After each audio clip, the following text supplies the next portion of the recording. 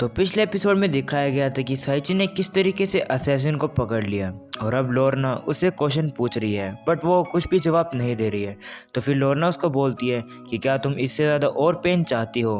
उसको साइची भी देख रहा होता है। क्लाउडी उसको बताती है कि लोरना का टॉर्चर अभी तक शुरू नहीं हुआ है, जिसपे कि साइची उसको पूछता है कि टॉर्चर का मतलब क्या हुआ। लुइस बोलती है कि लोरना तुम वो तो नहीं करने वाली हो ना। और फिर लोरना एक टिफिन बॉक्स को आगे करती है और उसको पूछती है क्या वो पोर्क कटलेट बाउल को चाहती है, जिसपे कि साइची बोलता है क्या ये कोई कॉप ड्रामा है। वो उसके सामने खाने को रख देती है और फिर उसकी स्मेल उसको सूंघाती है और फिर ओलिगा को बोलती है कि ये काफ़ी ज़्यादा मीट जूस से भरा हुआ है और अगर वो कुछ भी मुंह नहीं खोलेगी तो उसको नहीं मिलेगा। वो ओलिगा के सामने एक पीस को आगे करती है लेकिन उसको खिलाने से पहले वो उसको खुद खा लेती है और ओलिगा को बोलती है अगर वो अपना मुंह खोलेगी तो उसको ये अच्छा खाना मिलेगा, जिसपे कि साइची गुस्सा हो जाता है और गेट तोड़ के अंदर आता है और पूछते हैं क्या वो कोई और डीमन है।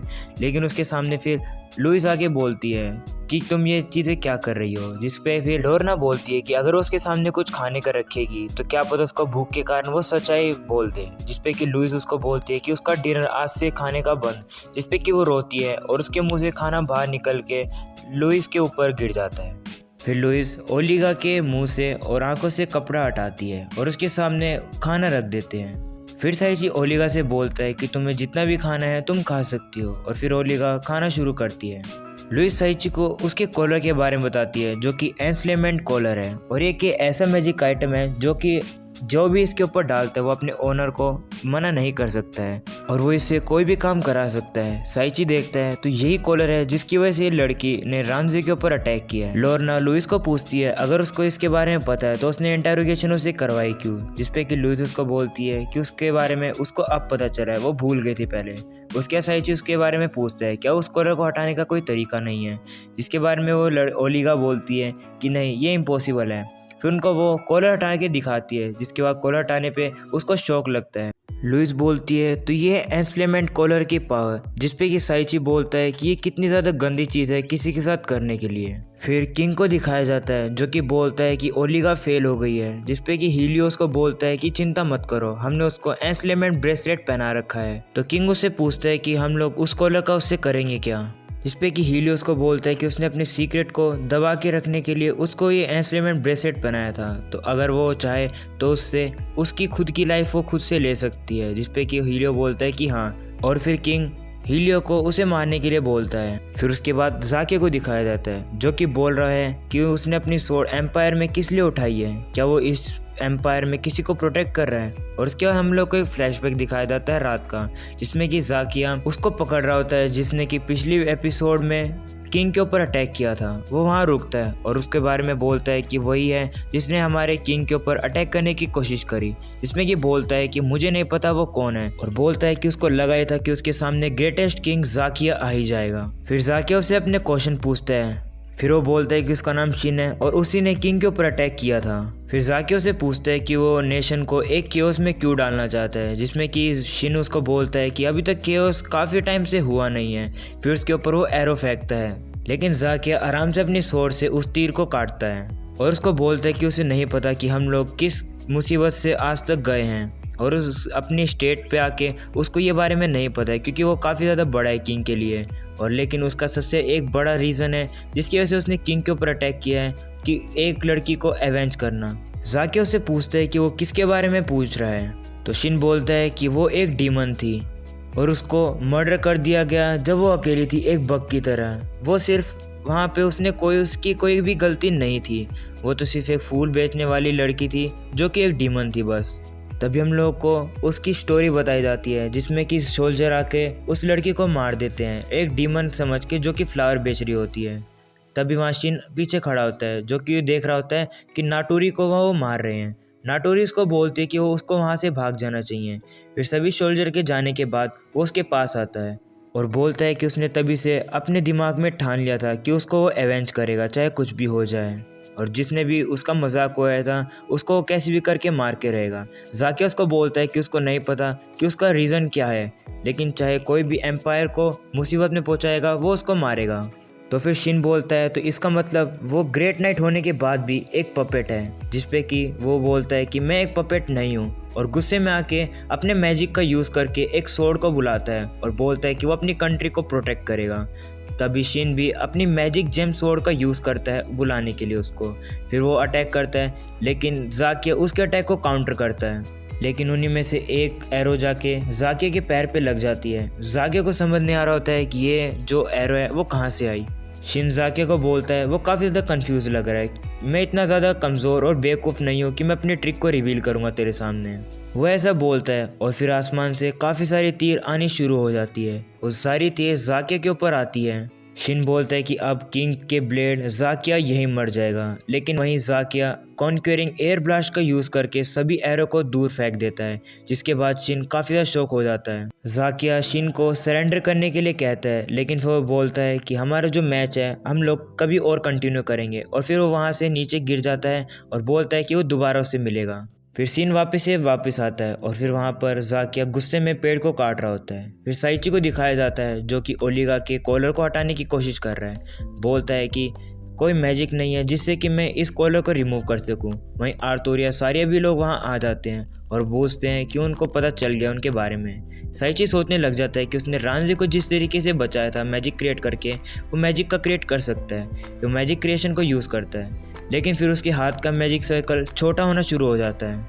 लुई साइची को पूछती है कि क्या हुआ, उसके हाथ का मैजिक सर्कल छोटा क्यों हो गया। साइची बोलता है कि मेरे को अपने दिमाग में सोचना होगा अगर मेरे को ये यूज़ करना है। फिर वो मन ही मन में फ्री वर्ड यूज़ करता है। फिर साइची के मन में प्रेसिडेंट लिंकन के बारे में याद आता है और फिर वहाँ पर प्रेसिडेंट लिंकन वहाँ पर आ जाता है, जो कि चिल्लाना शुरू करता है फ्री और फ्री, जिसके कारण से एक न्यू मैजिक क्रिएट हो जाता है लिंकन के नाम से।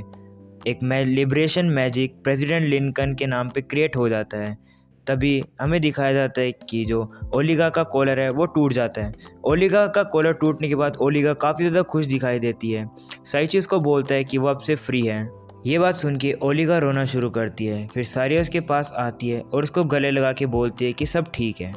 आर्थोरिया साइची से पूछती है कि वो बिलीव नहीं कर सकती कि किसी छोटी बच्ची के ऊपर उन्होंने एंसलेमेंट कॉलर लगा दिया है।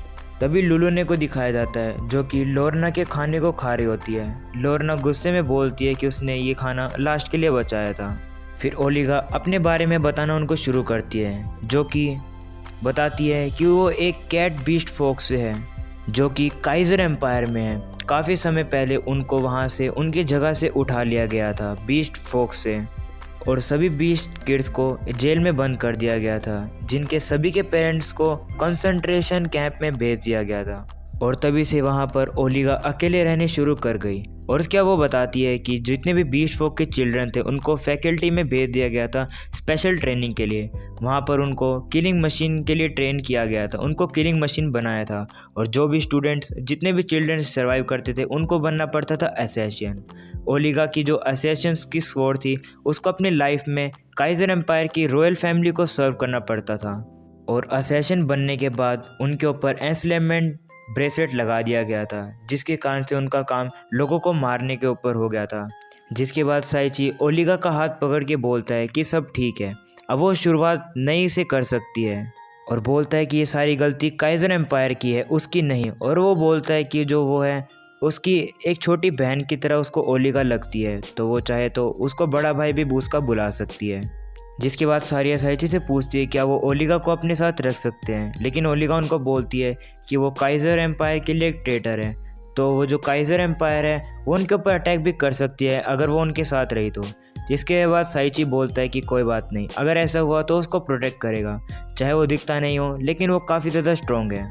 तो फिर वो लुइस से पूछता है क्या ठीक रहेगा अगर वो ओलिगा को अपने साथ रखेगा। लुइस उसको बोलते है कि हाँ, वो वैसे भी चाह रही थी कि वो अपने साथ ओलिगा को रखे। और बोलती है कि जो किंग है जो रांझ है वो भी ओलिगा को प्रोटेक्ट करना चाहता है, वो नहीं चाहता कि जो छोटी सी चाइल्ड है उसको पनिश करने के लिए। फिर साइची भी खुश होता है और बोलता है कि वो अब से हमारे साथ ही रहेगी। फिर हिलिया को दिखाते हैं जो कि कैरिस से एक ऑर्ब के थ्रू बात कर रहा होता है। वो उससे पूछते हैं कि डीमन लॉर्ड की आर्मी कैसे कर रही है। तो कैरिस हिलिया को बताता है कि उसको अपने प्लान में थोड़े बहुत चेंजेस करने पड़ेंगे, क्योंकि जो डीमन लॉर्ड की जो बेटी है लूटिया, उसने अपने अलायंस बना लिए हैं विम्बर के किंगडम के किंग के साथ। और फिर हीरो बोलता है कि हमारा जो प्लान है वो प्रोग्रेस होना चाहिए। उसके बारे में पूछता है तो वो बताता है कि जब भी उसका पार्ट आएगा वो उसमें हाथ देगा। इसके बाद कैरिस उसको डीमन लॉर्ड किया जिसमें कि बहुत ज़्यादा डीमन एक साथ खड़े हैं वॉर के लिए। फिर वो दोनों चिल्लाते हैं और बोलते हैं कि हम लोग ये डीमन लॉर्ड के लिए कर रहे हैं। फिर साइची को दिखाया जाता है जो कि ट्रेनिंग कर रहा होता है। फ्लोरियो उसको मैजिक सिखा रहा होता है। फ्लोरियो बोलता है कि उसका जो मैजिक है वो काफ़ी ज़्यादा अब अच्छा हो पा रहा है, वो उसको कंट्रोल कर पा रहा है। वो बोलता है कि उसने अपनी इनक्रेडिबल प्रोसेस कर ली है जब से उसने स्टार्ट किया था। पहले वो अपने मैजिक को अच्छे से यूज़ नहीं कर पा रहा था, बट वो यूज़ कर पा रहा है और धीरे धीरे आर्टोरिया और सारिया भी मैजिक सीख रही है अपनी स्किल की वजह से। तभी वहाँ पे लुइस आ जाती है। साइची बोलता है कि लुइस आज डिफरेंट क्यों लग रही है हमेशा से। लुइस साइची के सामने आके बोलती है कि वो अभी यहाँ से बाहर है तो क्या वो मैजेस्टी को प्रोटेक्ट करेगी। जिस पे कि साइची बोलता है कि रांझे को प्रोटेक्ट क्यों करना है, तुम कहाँ जा रही हो। तो वो बताती है क्या उसको ब्लैक पैलेडियन याद है। साइची बोलता है कि हाँ, पूरे कंट्री में सिर्फ एक ऐसा नाइट है जो कि लुइस से लड़ाई कर सकता है। तो उसको बताती है कि हमें ब्लैक पैलेडियन से एक रिपोर्ट मिली है जिसमें कि काफ़ी सारे मॉन्स्टर बाउंड्री के आसपास दिखाई दे रहे हैं। तब और जो ब्लैक पैलेडियन की जो आर्मी है वो काफ़ी ज़्यादा अकेले उन डीमंस को नहीं लड़ पा रही है, तो इसलिए वो वेलकरीज के साथ वहाँ जाकर उसको हेल्प करेगी। तो वो साइची से पूछती है कि इतने वो बाहर रहेगी तो क्या वो रांझे को प्रोटेक्ट कर सकता है। जिस पे कि साइची बोलता है कि हाँ, अगर वो उसके बारे में ऐसे सोचता है तो उसको प्रोटेक्ट करेगा। जिस पे कि वो बोलते हैं कि तो मैं जल्दी से प्रिपरेशन कर लूँगी। फिर टाइम आ जाता है जब वेलकरी सभी निकल रही होती है। वो साइची को बोलती है कि वो काउंट कर रही है उस पर उस रांझे को प्रोटेक्ट करने के लिए। साइची बोलता है कि वो कुछ भी होगा वो कर पाएगा। सारिया लुइस से पूछती है कि वो कब तक वापस आएगी। तो लुइस उनको बताती है कि वहाँ तक ट्रैवल करने के लिए उनको 1 वीक लग सकता है और उनके बाद मॉन्स्टर को डिफीट करने के बाद उनको थोड़ा और काम रहेगा। तो टोटली अगर मिलाएं तो हम उनको 1 महीना लगेगा। जिस पे कि साइची बोलता है ये तो काफ़ी ज़्यादा लंबा टाइम है। फिर सभी वेलकरीज तैयार हो जाती है वहाँ से निकलने के लिए। लुइस टाटा बाय बाय करती है साइची को और बोलती है कि हम लोग अब यहाँ से जा रहे हैं। साइची भी उनको बोलता है कि गुड बाय, अपना ख्याल रखना। और फिर सभी वेलकरीज वहाँ चले जाते हैं और उसके बाद ये हो जाता है एपिसोड ख़त्म। अगर आप लोग को पसंद है तो ज़रूर से लाइक कर लेना और इंस्टाग्राम पे ज़रूर से फॉलो कर लेना। लिंक वीडियो के नीचे डिस्क्रिप्शन में मिल जाएगी।